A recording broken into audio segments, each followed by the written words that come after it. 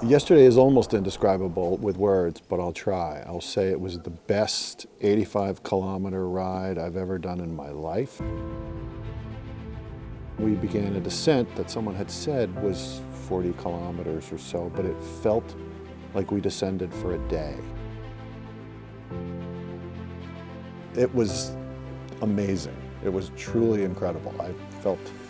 It felt divine.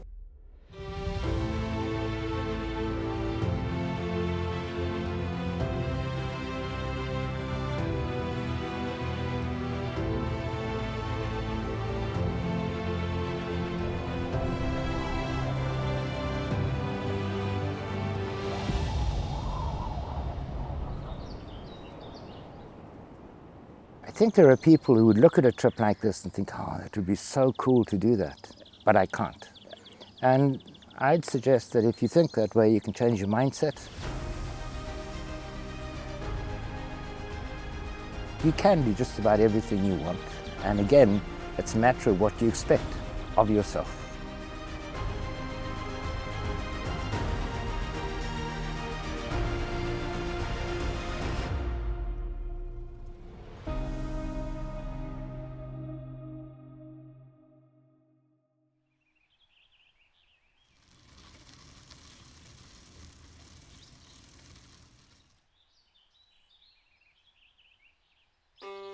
I've never done a tour like this, and tours like this are, you don't really know what you're getting into. It was a little daunting. Day one, we were cycling up from the coast. You could see the coastline and see the islands dotted around. The first day of riding, I felt better. It was like medicine. And every day of riding since has been like more medicine. We're in an unbelievably pristine environment. I think we are at a particularly nice time of the year because it's spring. There are flowers wherever you look. There's birds all around me. I can probably hear 10 different bird songs as I'm speaking to you.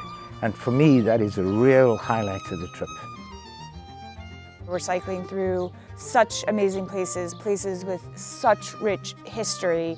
I really wanted to make sure that I was as focused on my time on the bike as my time off the bike.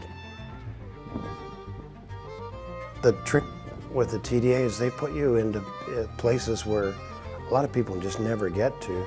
And you just have mind-blowing experiences. You just have to open yourself up to that. You just figure it out, and you get better at packing and unpacking and figuring out what you need for the day, and you're less nervous about whether you have the right stuff, and you just get better at it.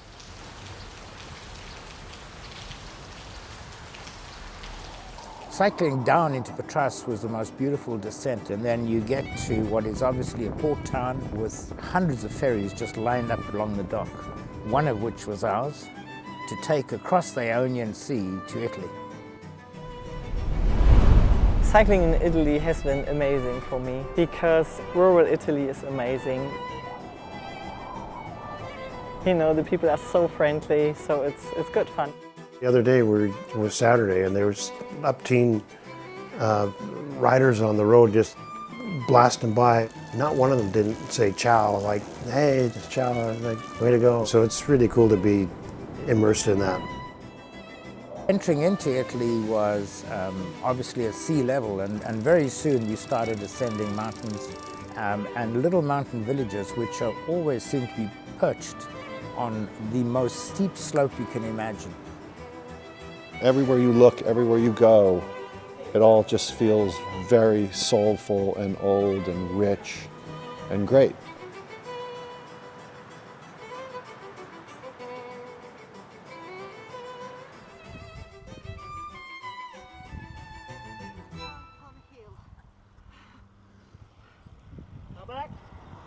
Cycling through that into really what defines the styles of Italy, which would be the towns and cities of Urbino, which is where Raphael was born, Ravenna, where a lot of interesting writers spend their time, and Cremona.